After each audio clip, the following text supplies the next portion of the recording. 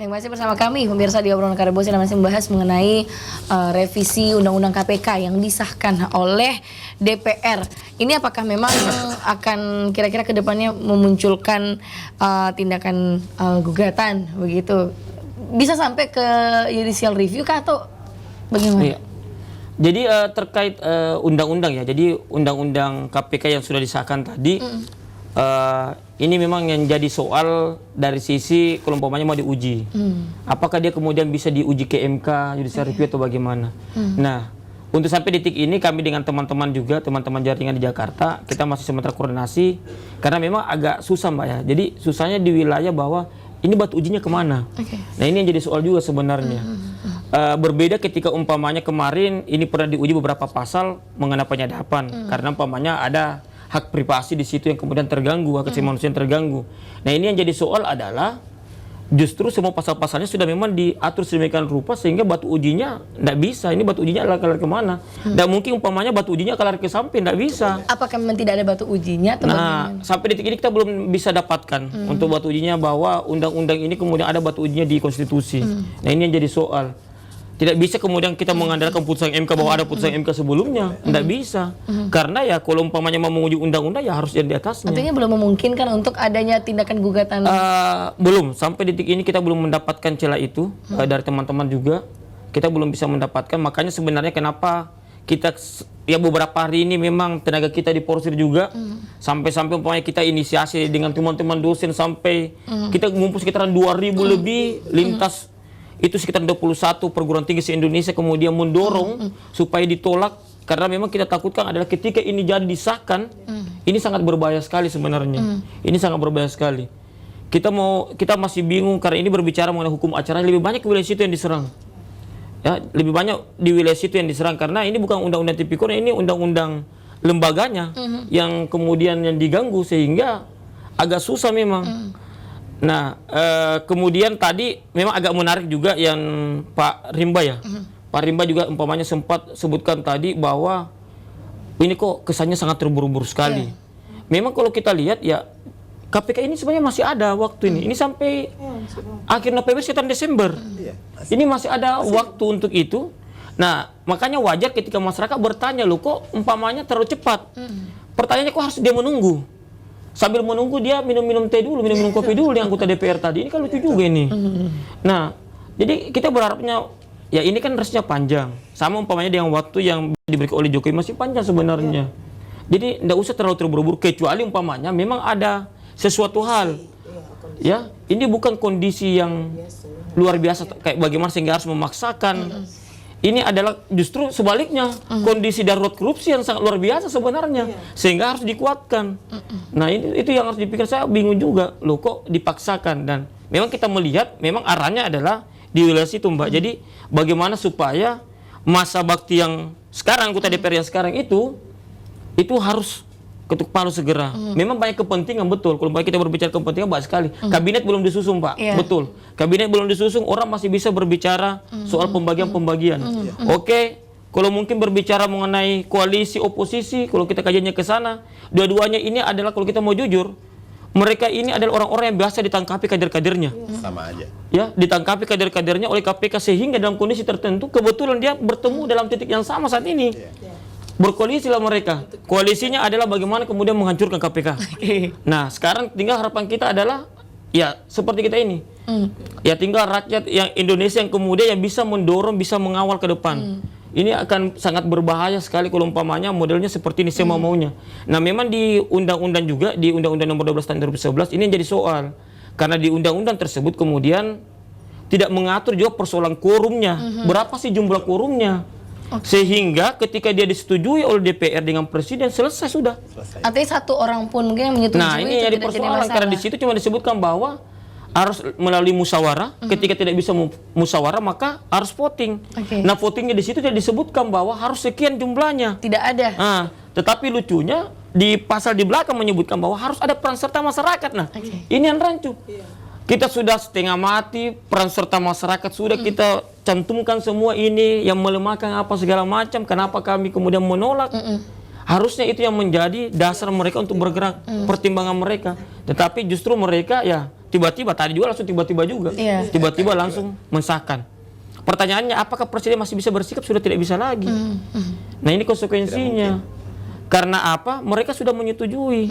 Sudah menyetujui sehingga apa? Ketika umpamanya dia tidak mau bertanda tangan, ada jangka waktunya. Ketika tidak mau bertanda atau bertanda tangan pun itu tetap akan berlaku. Itu sah. Nah, ini yang jadi soal Karena sebenarnya. tidak diatur. Nah, belum lagi Mbak harus diingat juga ada pasal yang sangat berbahaya bagi saya lihat bahwa mengenai bagaimana yang sementara berproses. Ada berapa umpamanya mantan-mantan ketua partai yang sementara berproses ini kasusnya. Nah, di situ disebutkan bahwa yang sementara berproses penyelidikan dan penyidikannya ini harus mengikuti aturan yang baru. Nah, ini agak berbahaya nih. Artinya apa? Justru akan memperlambat proses sementara berlangsung. Dia tidak memberikan jeda umpamanya jangka waktu bahwa yang sementara berproses itu diberikan jangka waktu umpamanya apakah 2 tahun. Ketika umpamanya sudah baru mengikuti peraturan. Karena banyak undang-undang sistem pidana anak dia seperti itu menyatakan bahwa ya nanti sekitar 4-6 tahun ke depan baru bisa. Karena masih ada banyak yang harus disesuaikan. Artinya apa? Kenapa ini juga tidak kalau umpamanya? Karena ya mau tidak mau ini sudah disahkan. Sehingga ya kita juga tinggal sekarang ini adalah bagaimana proses mengawal. Optimis itu paling penting sekali. Optimis itu harus kita optimis. Terlepas kemudian sudah mulai banyak pelemahan-pelemahan yang terjadi. Ya, pengkhianatan reformasi sudah sangat luar biasa sekali. Pokoknya saat ini saya melihat bahwa ya oligarki semakin menguat saat ini. Sangat menguat sekali dan semua banyak kepentingannya. Kenapa banyak kepentingannya? Karena tidak bisa dipungkiri KPK sekarang dulu mungkin sudah masuk ke wilayah politik, sekarang sudah masuk ke korupsi sumber daya alam. Korupsi sumber daya alam paling banyak. Dan sudah menjadi rahasia publik. Kalau orang yang nonton mungkin sekilar kemarin itu sudah paham betul bagaimana cengkraman ya penguasa saat ini tuh memiliki banyak saham-saham iup-iup yang kemudian sudah mulai masuk diintervensi oleh KPK. Baik, arti terakhir dari Anda malam hari ini mengenai pengesahan RUU KPK ini apa Pak?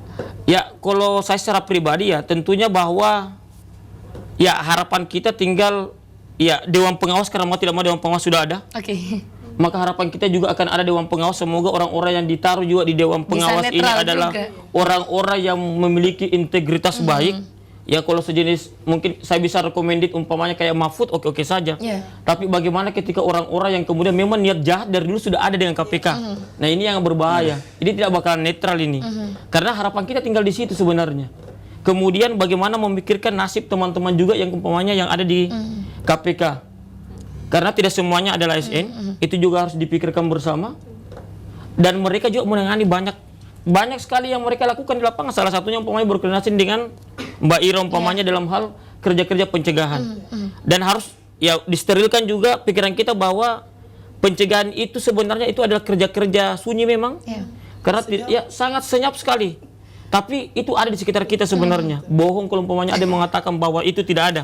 Kami saja yang akademisi ada namanya pelatihan-pelatihan yang dilaksanakan oleh KPK untuk pendidikan anti korupsi. Bagaimana dia memasukkan masuk di kurikulum. Bagaimana memperbaiki generasi bangsa ini. Teman-teman SPAK dari SD itu sudah dididik. Ya. Artinya apa? Bahwa pola-pola pencegahan itu sudah masif sebenarnya. Tetapi ya sekali lagi itu cuma modus saja bahwa untuk pencegahan, tapi nyatanya di dalam yang mengamputasi sebenarnya. Itu saja. Baik, Mbak Ira, artinya apa yang harus dilakukan pemerintah begitu ke depannya, walaupun mungkin masyarakat sudah katakanlah kecewa begitu dengan keputusan yang diambil saat ini. Iya.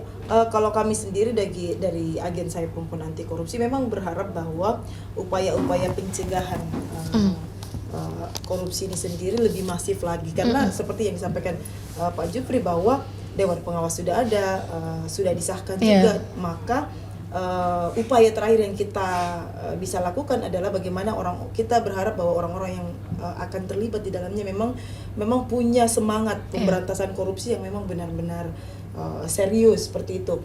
Nah, kalau kami dari agen SPAK tadi melalui misalnya internalisasi di sekolah-sekolah, misalnya di lingkungan keluarga, bagaimana nilai-nilai pengamalan nilai-nilai anti korupsi itu memang akan tetap kita lakukan, meskipun harapan terbesarnya kita adalah lembaga KPK ini tetap terjaga, bahwa mereka bagian dari upaya pencegahan korupsi itu masih menjadi bagian besar dari bidang pemberantasan korupsi di KPK itu sendiri. Seperti itu. Baik, terakhir Pak Mas Riyadi, dari kacamata Anda sebagai pengamat pemerintahan, apa yang harus dilakukan sebaiknya begitu, walaupun sekarang kita melihat sepertinya memang ada upaya untuk melemahkan KPK begitu.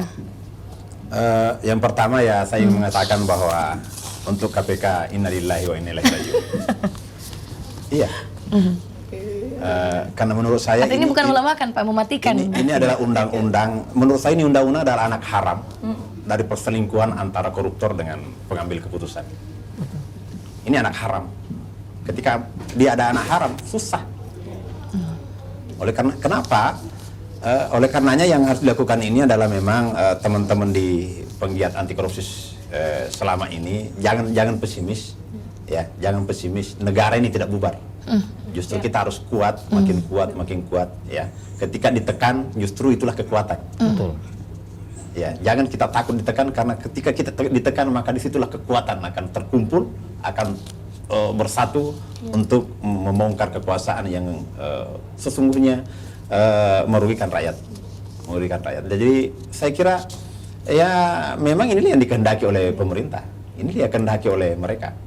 Ya, padahal bayangkan, ini peristiwa luar biasa, pengesahan undang-undang yang sangat kilat, ya. Ini lebih cepat dari Perpu.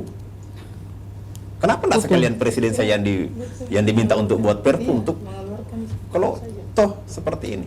Apalagi kalau berlaku, mana ada undang-undang bisa berlaku surut? Itu bahaya itu. Dengan membuat undang-undang berlaku surut, bahaya. Bayangkan kalau nanti ada undang-undang lagi berikutnya tentang investasi berlaku surut. Bahaya itu. Itu kan melanggar asas hukum sebenarnya kalau berlaku surut. Baik. Tidak boleh. Yang sudah ditetapkan hari ini ya tetap berlaku untuk undang-undang yang lama. Iya. Dan semua undang-undang itu ada masa jeda, ada masa bagaimana diberlakukan secara efektif. Iya. Semua. Misalnya di pendidikan, luar biasa banyaknya undang-undang di situ. Undang-undang nomor 12 tahun 2012 itu 10 tahun baru dinyatakan berlaku efektif. Baik. Tiba-tiba malah berlaku Langsung ya Pak. surut. Dengan perkara-perkara yang sementara Ya, ini berjalan. makanya saya mengatakan ya, dengan undang-undang ini saya sampaikan belasungkawa terhadap lembaga KPK. Baik, artinya kedepannya kita tinggal menunggu saja setelah pengesahan ini apakah masih bisa memberantas korupsi dengan sesuai harapan kita atau tidak. Ya, yang bisa diberantas yang kecil-kecil lah. Terima kasih banyak 3 tamu saya malam hari ini, Pak Jupri, Mbak Ira, dan juga Pak Mas Riyadi Patu sudah hadir. Terima kasih, Pak. Demikian obrolan Karebosi kita, pemirsa di rumah Anda jangan kemana-mana. Selebes malam sesaat lagi hadir menemani Anda. Saya Tirsa Ivana pamit, sampai jumpa.